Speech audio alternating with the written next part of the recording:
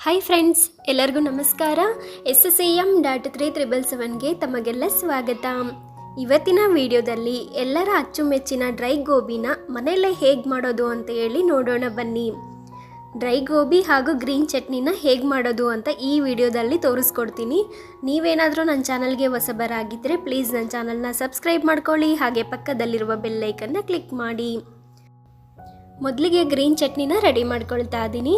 ಒಂದು ಮಿಕ್ಸಿ ಜಾರಿಗೆ 1 ಹಿಡಿಯಷ್ಟು ಹಸಿ ಕೊತ್ತಂಬರಿ ಸೊಪ್ಪು, ಹಾಗೆ 1 ಹಿಡಿಯಷ್ಟು ಪುದೀನ ಸೊಪ್ಪು ಚೆನ್ನಾಗಿ ತೊಳೆದ್ಬಿಟ್ಟು ಇಟ್ಕೊಂಡಿರೋದು, ಹಾಗೆ 3-4 ಹಸಿಮೆಣಸಿನ್ಕಾಯಿನ ಮುರಿದು ಹಾಕ್ಕೊಂಡಿದ್ದೀನಿ, ಹಸಿ ಶುಂಠಿ ಅರ್ಧ ಇಂಚು, ಸ್ವಲ್ಪ ಜೀರಿಗೆ, ಒಂದು ಅರ್ಧ ಪೀಸಷ್ಟು ನಿಂಬೆ ರಸನ ಹಿಂಡ್ಕೋಬೇಕು,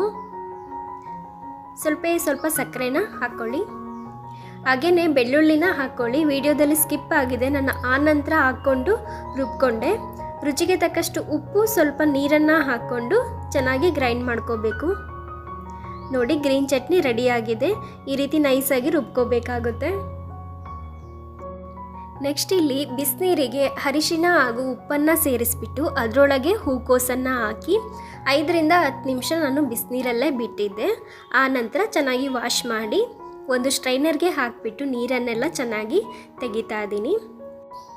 ನೀರೆಲ್ಲ ಚೆನ್ನಾಗಿ ಸೋಸಿದ್ದಾದ ನಂತರ ಒಂದು ಮಿಕ್ಸಿಂಗ್ ಬೌಲ್ಗೆ ಹೂಕೋಸನ್ನು ಹಾಕ್ಕೊಂಡು ಅದಕ್ಕೆ 2 ಟೇಬಲ್ ಸ್ಪೂನಷ್ಟು ಅಕ್ಕಿ ಹಿಟ್ಟು, ಮೈದಾ ಹಿಟ್ಟು, ಕಾರ್ನ್ ಫ್ಲೋರು ಎಲ್ಲನೂ 2 ಸ್ಪೂನಷ್ಟು ಹಾಕ್ಕೋಬೇಕು. ಸಮಾನ ಅಳತೆಯಲ್ಲೇ ತಗೋಬೇಕು. ಆನಂತರ ರುಚಿಗೆ ತಕ್ಕಷ್ಟು ಉಪ್ಪು ನೋಡಿ ಹಾಕ್ಕೊಳ್ಳಿ. ಆಲ್ರೆಡಿ ನಾವು ನೀರಿಗೆ ಉಪ್ಪನ್ನು ಹಾಕಿ ತೊಳೆದಿರ್ತೀವಿ, ಅದಕ್ಕೋಸ್ಕರ. ಖಾರಕ್ಕನುಗುಣವಾಗಿ ಅಚ್ಕಾರದ ಪುಡಿ ಹಾಗೆ ಬೆಳ್ಳುಳ್ಳಿ ಶುಂಠಿನ ಸ್ವಲ್ಪ ಜಜ್ಜಿಬಿಟ್ಟು ಹಾಕ್ಕೊಂಡಿದ್ದೀನಿ. 1-2 ಟೇಬಲ್ ಸ್ಪೂನಷ್ಟು ಗ್ರೀನ್ ಚಟ್ನಿನ ಹಾಕ್ಕೋಬೇಕು. ಹಾಗೆಯೇ ಅರ್ಧ ಸ್ಪೂನಷ್ಟು ಧನಿಯಾ ಪುಡಿನ ಸಹ ಸೇರಿಸ್ಕೊಂಡು ನೀಟಾಗಿ ಎಲ್ಲ ಮಿಕ್ಸ್ ಮಾಡಿಕೊಳ್ಳೋಣ. ಮಿಕ್ಸ್ ಮಾಡಿಕೊಳ್ಳುವಾಗ ಸ್ವಲ್ಪ ನೀರನ್ನು ಸೇರಿಸ್ಕೊಂಡು ಚೆನ್ನಾಗಿ ಮಿಕ್ಸ್ ಮಾಡ್ಕೋಬೇಕು. ಜಾಸ್ತಿ ನೀರನ್ನು ಹಾಕ್ಕೊಳ್ಳೋದು ಬೇಡ. ಜಾಸ್ತಿ ನೀರು ಹಾಕಿ ತೆಳ್ಳಗೆ ಮಾಡಿಕೊಂಡ್ರೆ ನಮಗೆ ಬಜ್ಜಿ ಥರ ಅನಿಸ್ಬಿಡುತ್ತೆ. ಅದಕ್ಕೋಸ್ಕರ ಸ್ವಲ್ಪ ನೀರನ್ನು ಹಾಕಿ ಅದಕ್ಕೆ ನಾವು ಕಲಿಸ್ಕೋಬೇಕಾಗುತ್ತೆ. ನೋಡ್ತಾ ಇರ್ಬೋದು, ಎಣ್ಣೆಗೆ ಹಾಕುವಾಗ ಬಿಡಿಯಾಗಿ ಈ ರೀತಿಯಾಗಿಯೇ ಬರಬೇಕು.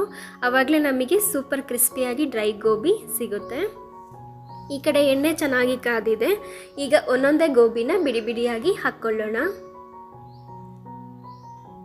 ಎಲ್ಲ ಸೇರಿಸ್ಕೊಂಡಾದ ನಂತರ ಲೋ ಫ್ಲೇಮಲ್ಲಿ ಇಟ್ಕೊಂಡು ಚೆನ್ನಾಗಿ ಕ್ರಿಸ್ಪಾಗಿ ಆಗೋವರೆಗೂ, ಕಲರ್ ಚೇಂಜ್ ಆಗೋವರೆಗೂ ನಾವು ಫ್ರೈ ಮಾಡ್ಕೋಬೇಕಾಗುತ್ತೆ. ಸ್ವಲ್ಪ ತಿರುಗಿಸಿ ಚೆನ್ನಾಗಿ ಫ್ರೈ ಮಾಡಿಕೊಂಡ್ರೆ ನಮಗೆ ಸೂಪರ್ ಕ್ರಿಸ್ಪಿಯಾಗಿ ಗೋಬಿ ರೆಡಿಯಾಗುತ್ತೆ.